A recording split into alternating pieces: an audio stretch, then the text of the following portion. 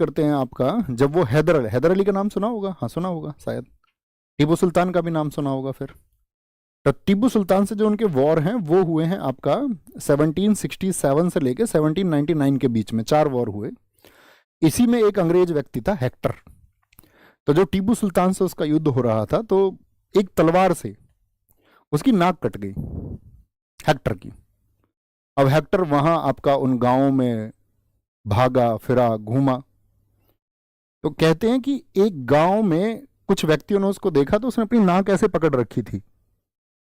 अब नाक जब उसने ऐसी पकड़ रखी थी, तो उन्होंने कहा कि भाई तुम्हें क्या हुआ है, खून निकल रहा था। तो अब आदमी शर्म से कैसे बताए कि मेरी नाक कट गई है, लेकिन उसने बता दिया कि उन्होंने समझ गए वो कि भाई तुम दिखाओ यार क्या बात है, कोई दिक्कत नहीं है।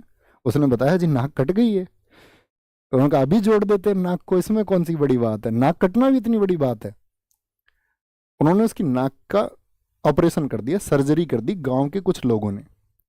और हेक्टर ने इस बात को ब्रिटिश पार्लियामेंट में जाकर के बोला, ये हमारे भारत का ज्ञान है, इसके लिए ताली बजाओ और थोड़ा सा गर्व महसूस करो।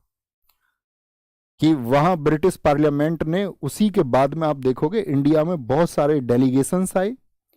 ब्रिटिश पार्लियामेंट ने आपका एक्ट बनाया कि अभी हम बहुत सारे दल भेज रहे हैं जिनका काम यही होगा कि भारत के गांव गांव जाकर के चिकित्सा की इस पद्धति को, सर्जरी को, जो हमारे गांव में सामान्य व्यक्तियों को आती थी प्राचीन समय में, उसको उन्होंने सीखा, नोट डाउन किया, नोट्स बनाए, अपने पेटेंट लिए अपने देश में जाकर के कि ये तो हमारा है।